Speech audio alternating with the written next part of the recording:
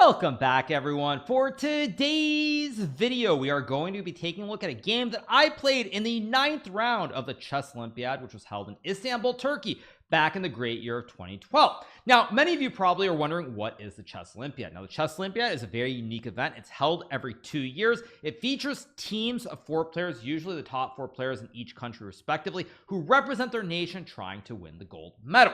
So obviously in 2012, I'm representing the United States playing board 1, and we're going to be looking at this 9th round when the US team was facing off against the big bad Russians. Now, it goes without saying that the US and Russia have a very long history in the great game of chess. Obviously, during the Cold War, there was the famous American world champion Bobby Fischer, who defeated Boris Spassky in 1972.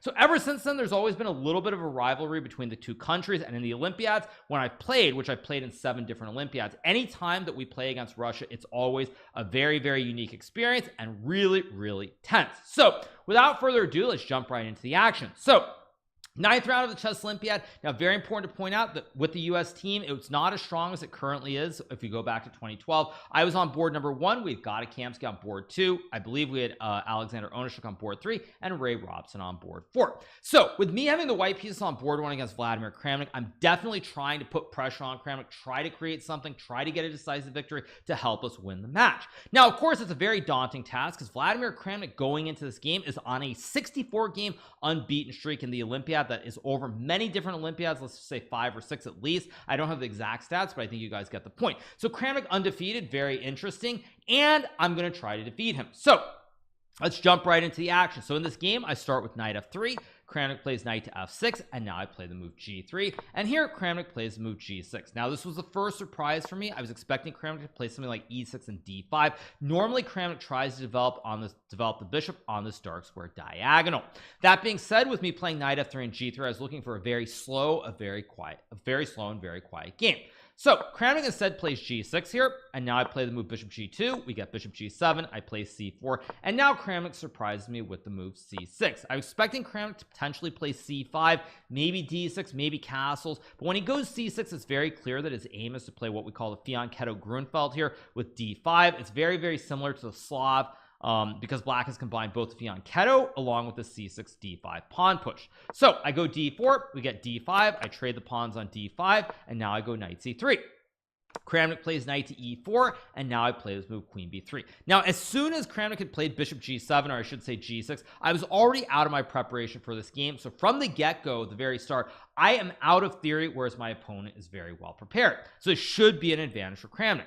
So after queen b3, Kramnik trades the knights on c3. Of course, if black doesn't trade the knights, I am threatening to win this pawn on d5. So we get the trade, Kramnik goes castles, and now I play knight to d2, trying to threaten the pawn on d5 with my queen and my bishop. Additionally, I can play for c4, e4 as well, with the knight supporting both pawn thrusts. So Kramnik plays e6, I go e4 here, and now Kramnik plays the move knight to c6. Now here I decide to castle my king. You're probably thinking, well, wait, can't you just take the pawn on d5? I could maybe take on d5, but there are a couple of reasons I don't do this. First of all, black can play knight to a5, and after queen e1 takes, you'll notice that this light square bishop suddenly has a lot of scope towards e6 and f5.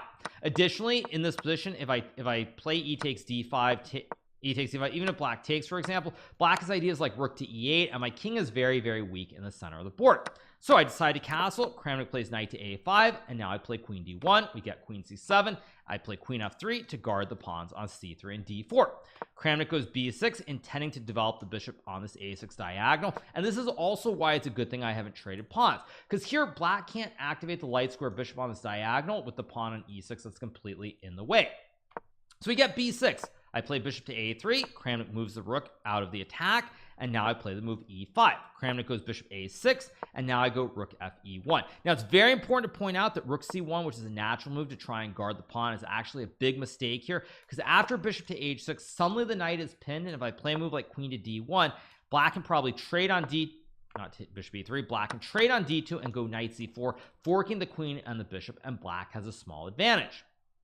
So I play rook e1 instead. Kramnik now goes rook a c8 here, and now I play the move bishop b4, which guards the pawn on c3 but also targets the knight on a5.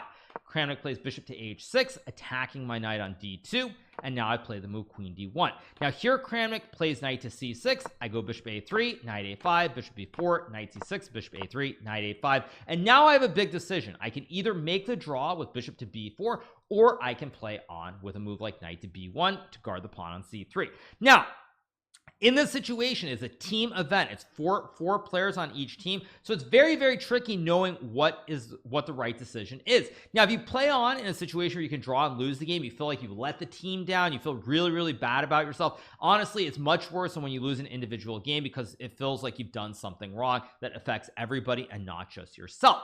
On the other hand, in this match, we're playing against Russia, which are they are the favorites to win the gold medal here. And because of that, combined with the fact that we're struggling on a couple of the other boards in the match this time, I decided to play knight b1 and play on. Now the main reason I chose to do this is that I did not see a reason why I should be much worse in this position. I thought I was a little bit worse, but I didn't see a reason why this should just be horrible. And also I knew that Vladimir Kramnik is a player who's extremely optimistic. Kramnik is a player who has a lot of self-confidence. He assumes that no matter what the position is, he is always much better if not winning. And for that reason, I had a feeling that he might get a little bit tilted, because in this situation, I'm sure that Kramnik was expecting bishop b4 and a threefold repetition and a draw. After all, it's Vladimir Kramnik, the former world champion, who would dare to play on against him in such a position, especially when he perceives it to be a big mistake and he should be much better. Nonetheless, of course, I show literally no care in the world, and I play knight to b1, deciding that I'm going to play on here, because also at the end of the day, we don't have the chance to play against Russia all that often, and if I don't try and do something, the rest of the team probably isn't going to be able to keep it together, since we're overrated and outmatched on every single board in this situation. So I play knight b1. Kramnik goes b5 here, and this is the first move that is a serious mistake. Now I think that at this point Kramnik became a little bit tilted during the game, and what I mean by that is I think that Kramnik really did not think that I could play on, and he just assumed that this has to be a bad move for a couple of reasons. First of all, it puts the rook in the corner. The rook can't be developed. You yield the c4 square for the knight, and you have this bishop on a3, so these three pieces don't look very good. The bishop is also staring at a closed diagonal, so how on earth can black not be much better? But as we see, black is not much better here. Computer says it's a very small advantage, and Kramnik immediately makes a mistake when he plays the move b5.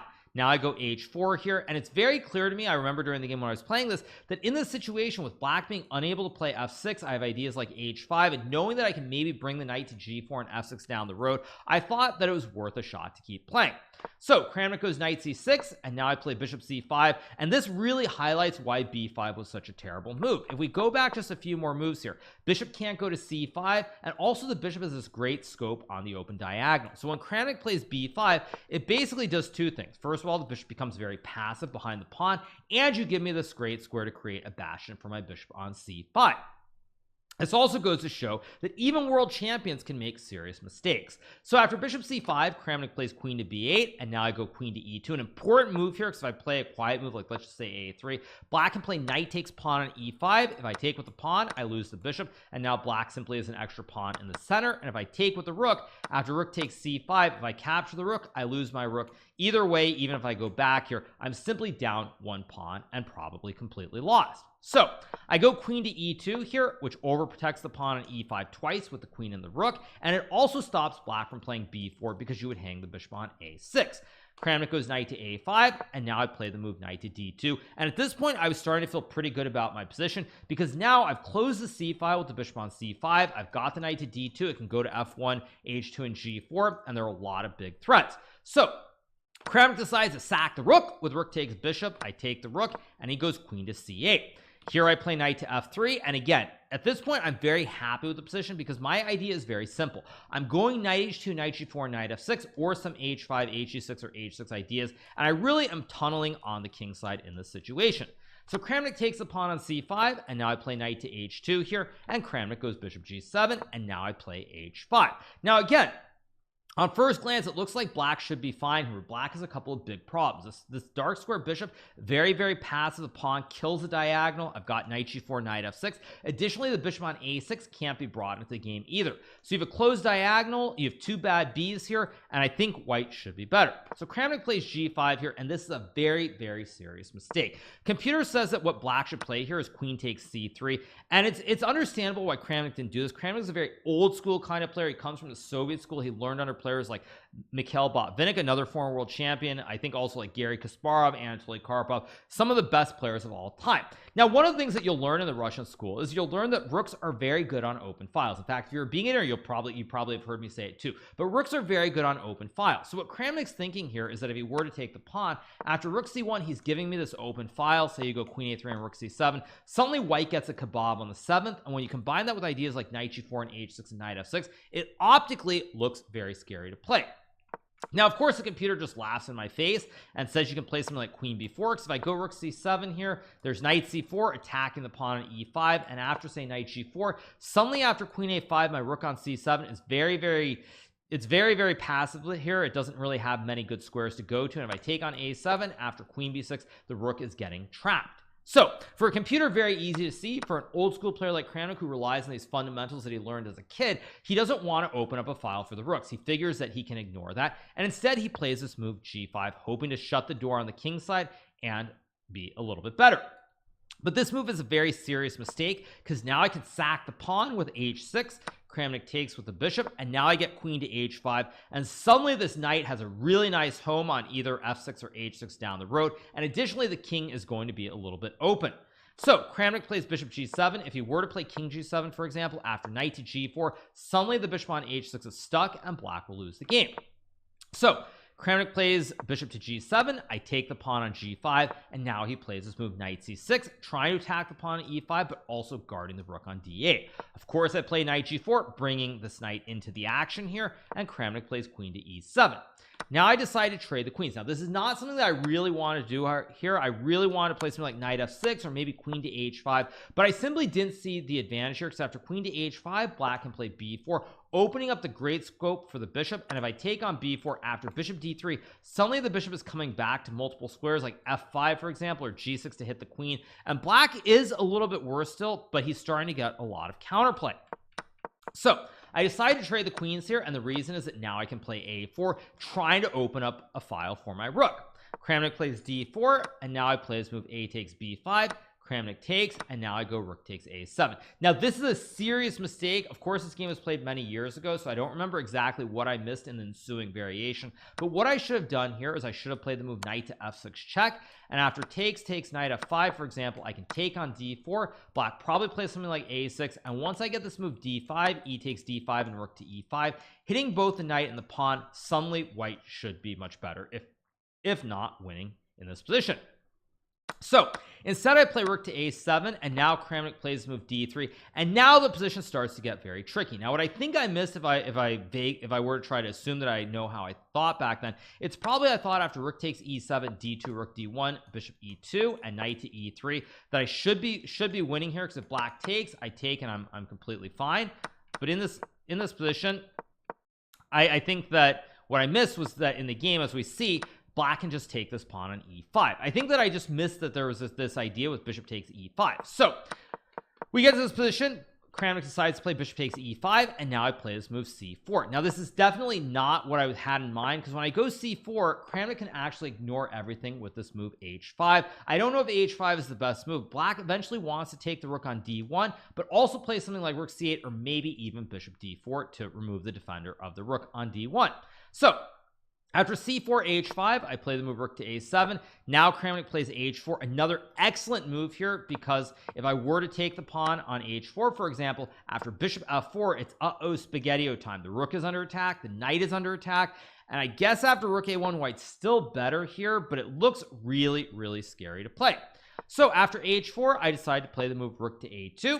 Kramnik has to take the rook on d1. I take, but now after takes and bishop g3, black should have great drawing chances because black has 2 pawns for the knight. Additionally, black has 3 connected pawns potentially to push down the center of the board. So I go c5, Kramnik plays f5, I go rook to a7 here. Basically what I'm hoping for is that maybe I can use a c pawn, push it down the board and get some play. So I go rook a7, Kramnik plays e5 here, and now I go c6, and Kramnik plays e4. Now at this point, I think Kramnik, being the overly optimistic chess player that he is, actually thought that he had a chance to win this game because it looks like these pawns are very menacing and marching up the board in a hurry. So I play bishop to a3, Kramnik goes rook to c8, and now I play this move rook to a6. Kramnik now plays rook to f8, and this is the first move that is a serious mistake. Now rook to f8 looks like a logical move to guard the pawn on f5, but the computer says that after rook to e8 with the idea of e3 and e2 simply pushing p, black should be okay. Instead, Kramnik plays rook to f8, and now I go rook to a5, targeting the pawn on f5, and the idea is that if black were to play f4, which is what happens in the game, now maybe I can push c7 and c8. Now after rook to a5, computer actually says bishop c7 is apparently the best move, because after rook to f5, rook to d8, king f2, rook d6, maybe black can win this pawn on c6 and still save the game. But Kramnik does play f4, being the overly optimistic player that he is. He pushes his pawn thinking that if I go c7 here, he can just start pushing e3 and e2. So in this position, I go king f1 instead, and the reason is that if I do play c7 here after e3 here, if I go king f1, now after f3, black's threatening e2 to check the king. I take the pawn, but after bishop takes c7, black should draw this game. Even if black were to somehow lose the 2 pawns, for example, you get some position like this, even though white is still better with a rook knight and bishop versus a rook and bishop, this still should technically be a draw. So after f4, I now go king to f1 instead, and the idea is simple. I want to play c7 here, but my king covers his threat with e3 and e2. So Kramnik goes e3 here, and this now starts to get really bad after king e2, because now I'm blockading the pawns. Black cannot push f3 because I simply take the pawn, and if you can't push, both of these pawns cannot push forward on the board, and white has this light square blockade, and I'm threatening c7 and c8 in the next couple of moves. So Kramnik plays this move rook to f6, and this is the move after which the game is probably losing. I play rook to a8 check, we get king to g7. I play rook a7 check, Kramnik blocks with a rook. I trade, actually sorry, I don't trade, I go rook to b7, let me not get mistaken, and now Kramnik plays the move king to f6. Now after king to f6 is played here, I decide to play king f3, blockading the pawn. Now this is a very important move here, because again, if I trade and go c7, there's always f3 check, and bishop takes pawn no matter what I do. So I go king to f3, blockading the pawn, and now Kramnik plays this move rook to e7. Now it's a very logical move here. The move the computer wants is king g6, and black's probably still okay because the same theme exists. If I trade the rooks and go c7, there's e2 here, takes f3 check again, and black collects the juicer on c7 and draws the game.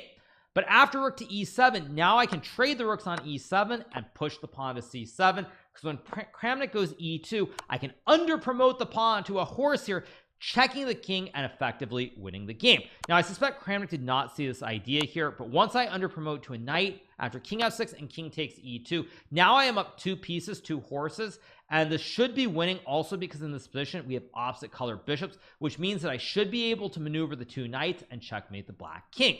So Kramnik goes king to e5 here, and now I play knight to b6, goes king to d4, trying to dominate the horse on the light squares. So now I go bishop to g2, intending to bring my knight back. Kramnik plays bishop to e1, and now I go knight to d5. We get king to e5, and now I go knight to b4 here. Very important to note that at this point, also if black were to just play some random moves, let me just set it up, something like this for example, I can always take here, and I have a knight and bishop for a king, and this is also a technical win as well. So Kramnik goes bishop to h4 here, and now I play knight to d3, and he goes king to f5, and now I decide to take the pawn on d2. Maybe not necessary, but at any rate, I can take my time here, because as long as I can blockade on the light squares due to the opposite colored bishops, I should be able to checkmate the black king. So Kramnik goes king g4, I play king to e2, we get bishop to f6, and now I play knight 1 to f2. Kramnik goes king g3, and now I play the important move bishop to f3. If I were to check, by the way, this endgame, to be clear, is a theoretical draw. Even though white has 2 extra ponies, the game ends in a draw unless black checkmates himself. So I don't want to allow Kramnik to draw the game, so I go bishop to f3, blockading on the light squares. We get the move bishop to d8, and now I play this move knight to e4. Kramnik plays king to h4, and now I play an important move, knight to e5. Now it's worth mentioning knight takes f4 is also winning, but what I realized at this point in the game is that the pawn kind of provides a little bit of a shield here. I can play around this pawn, play on all the light squares due to the opposite color b's here, and there should be a simple checkmating pattern. So I go knight to e5. Kramnik plays bishop c7. I go knight to g6 here, checking the king. King cannot go back to either g5 or h5 here, so he has to go king h3.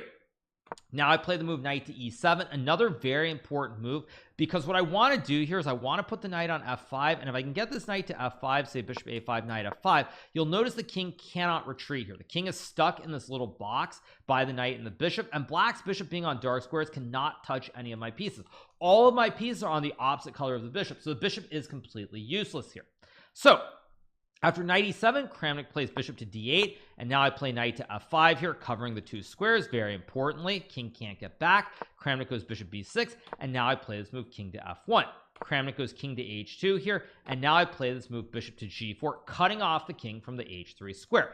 Kramnik decides to play the move f3 here, and now after f3 I play this move knight to h4, and here Vladimir Kramnik resigns the game because mate is unstoppable. In this position, mate is actually unstoppable no matter what, but just to give you guys another illustrative example, if black plays bishop d8, I go knight to d4. You'll notice the knight on e4 covers g3, bishop covers h3, king can't get back, and after say bishop e7, actually not bishop b7, let's say bishop b6 here, I can check on f3, king to h1, and knight f2 actually would not lose the game. I guess it still makes, after takes I can ignore it, but this would actually be a stalemate. But more importantly here, I can play bishop to h3, and because the bishop can't do anything on these empty dark squares, I simply go bishop g2 checkmate on the next turn, and it's GG, why not?